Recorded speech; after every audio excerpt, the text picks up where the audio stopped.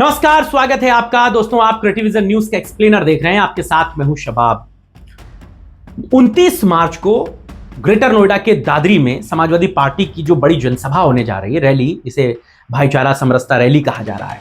इस रैली को लेकर के जितना उत्साहित समाजवादी पार्टी है, उतनी ही डरी है आरएलडी।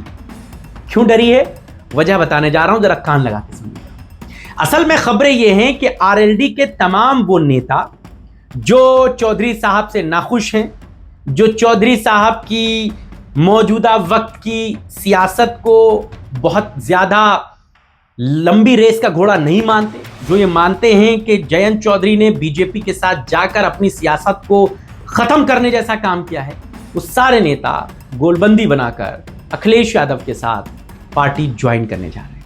यानी कि राजकुमार भाटी बीजेपी के साथ, बीजेपी के भी बहुत सारे नेता हैं, वो किसी दिन और आपको बताऊंगा, बहुत बड़े बड़े नाम हैं उसमें, लेकिन जयंत चौधरी की पार्टी के बहुत सारे नेता हैं। बताया जा रहा है कि करीबन 40-50 के आसपास नेता हैं, इनमें कई छोटे बड़े नेता हैं। ये सब लोग अखिलेश यादव के साथ पार्टी की सदस्यता लेंगे 29 मार्च को, जिसको लेकर के पूरा फुल प्रूफ प्लान तैयार कर लिया गया है। कौन कौन लोग हैं उनमें? वो लोग हैं जो जयंत चौधरी की पार्टी से हाल फिलहाल के दिनों में इस्तीफा दिए हैं, जो वहां पर नाखुश थे। इसके अलावा कुछ ऐसे नेता हैं जो चौधरी की पॉलिटिक्स से अपना इत्तिफाक अब नहीं रखते। उनमें मुसलमान नेताओं के नाम ज्यादा हैं। चौधरी साहब की जो जाट और मुसलमान की राजनीति है, वो अब ट्रैक से उतर चुकी है। ये बात बखूबी जो पश्चिमी यूपी के नेता हैं, जो पश्चिमी यूपी के पॉलिटिकली एक्टिव लोग हैं, वो ये बात बखूबी समझते हैं कि चौधरी साहब बीजेपी के साथ चले तो गए, मंत्री तो बन गए, जबकि राज्यसभा उनको अखिलेश यादव ने भेजा था, गए वो बीजेपी की गोद में बैठ गए। वहां जब वो पहुंचे तो वो भूल गए कि किनके कंधों पर चढ़कर वो यहां तक पहुंचे थे।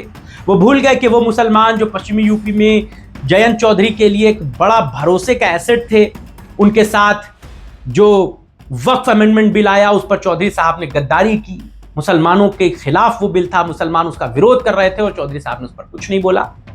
किसानों पर जो काले कानून आए, चौधरी साहब उस पर कुछ नहीं बोले। जाट गुर्जर सब उनसे नाराज थे। यही वजह है कि इस बात को राजकुमार भाटी बखूबी समझते हैं और वो ये बात जानते हैं कि पश्चिमी यूपी में एक बड़ा वोट बैंक गुर्जर, जाट और मुसलमानों के विरोध का है, जो चौधरी साहब के खिलाफ हैं, वो समाजवादी पार्टी आ सकती है। राजकुमार भाटी के अलावा दूसरे एक और नेता हैं जो वहां पर बहुत एक्टिव हैं, और वो है नसीमुद्दीन सिद्दीकी जी।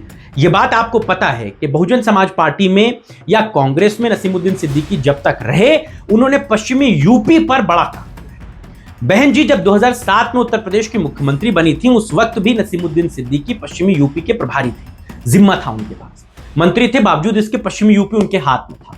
वहां से ही बड़ी तादाद में विधायक जीते, जिसका नतीजा यह था कि बसपा की सरकार बनी। तो नसीमुद्दीन सिद्दीकी मुरादाबाद, मेरठ, सहारनपुर, इस पूरी बेल्ट में वो मुसलमान जो चौधरी साहब से नाराज हैं, जो जयंत चौधरी की पार्टी आरएलडी में अपने आप को संतुष्ट महसूस नहीं कर रहे, वो मुसलमान जो दूसरी पॉलिटिकल पार्टियों में भी, जिसमें भाजपा के नाम भी शामिल हैं, बसपा के नाम भी शामिल हैं, वो सारे लोग 29 मार्च को आपको दादरी में नजर आएंगे अखिलेश यादव के साथ पार्टी की सदस्यता लेकर। मुसलमानों के लिए, मुसलमानों को पार्टी में लाने के लिए नसीमुद्दीन सिद्दीकी काम कर रहे हैं, तो गुर्जर और जाटों को समाजवादी पार्टी के सदस्यता दिलाने के लिए, अखिलेश यादव के करीब लाने के लिए राजकुमार भाटी काम कर रहे हैं। ये दोनों नेता मिलकर पश्चिमी यूपी में एक बड़ा गेम प्लान कर रहे हैं, और इस गेम प्लान का एक बड़ा असर आपको दिखेगा 29 मार्च को। कहा यह भी जा रहा है कि अभी नसीमुद्दीन सिद्दीकी ने जो अपने यहाँ रोजा अफ्तार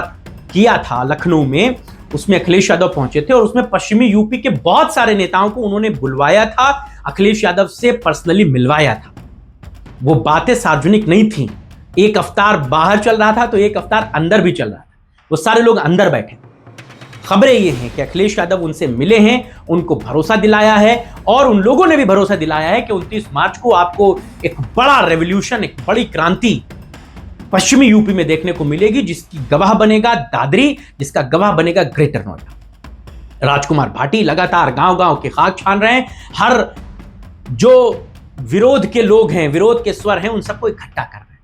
अब देखिए, 29 मार्च की ये जो रैली है, जो जनसभा है, ये कितना कारगर साबित होती है और पश्चिमी यूपी में किस तरीके से समाजवादी पार्टी गेम प्लान करती है, ये आने वाला समय बताएगा। और उसमें एक नाम आपको बता देता हूं, केसी त्यागी का भी नाम है।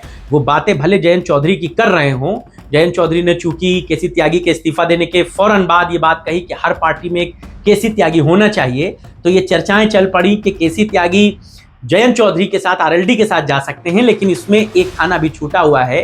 केसी त्यागी जदयू के बहुत बड़े नेता हैं, वो लालू यादव, नीतीश कुमार के कद के नेता हैं और नीतीश कुमार के साथ उनका बहुत बड़ा जो है साथ रहा है, 2 दशक का साथ रहा है।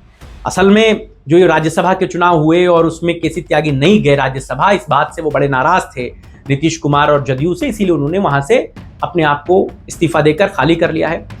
आपने उनकी आखिरी बात नहीं सुनी जब उन्होंने इस्तीफा दिया। उन्होंने कहा कि वो चौधरी चरण सिंह, कर्पूरी ठाकुर और राम मनोहर लोहिया के विचारों के साथ अपने अगले विचार को, यानी कि अपने अगले स्टेप को उठा सकते हैं। राम मनोहर लोहिया का नाम लेना समाजवादी पार्टी के लिए एक सॉफ्ट कॉर्नर उनके लिए बनाता है। खबरें ये हैं कि समाजवादी पार्टी ने भी केसी त्यागी के दरवाजे पर दस्तक दे दी है और बहुत ताज्जुब मत कीजिएगा अगर 29 मार्च को केसी त्यागी भी आपको मंच पर बैठे दिख जाए। उनके भी नाम की चर्चा है। बीजेपी का भी एक बहुत बड़ा नाम आ रहा है। ये खबर कल करूंगा तो आपको बताऊंगा, थोड़ा कंफर्म हो जाए सोर्सेस। तो ये बता रहा है कि बीजेपी का एक बहुत कद्दावर नेता 29 मार्च को सपा ज्वाइन करेगा। फिलहाल अभी बस इतना है, इजाजत दीजिए, नमस्कार।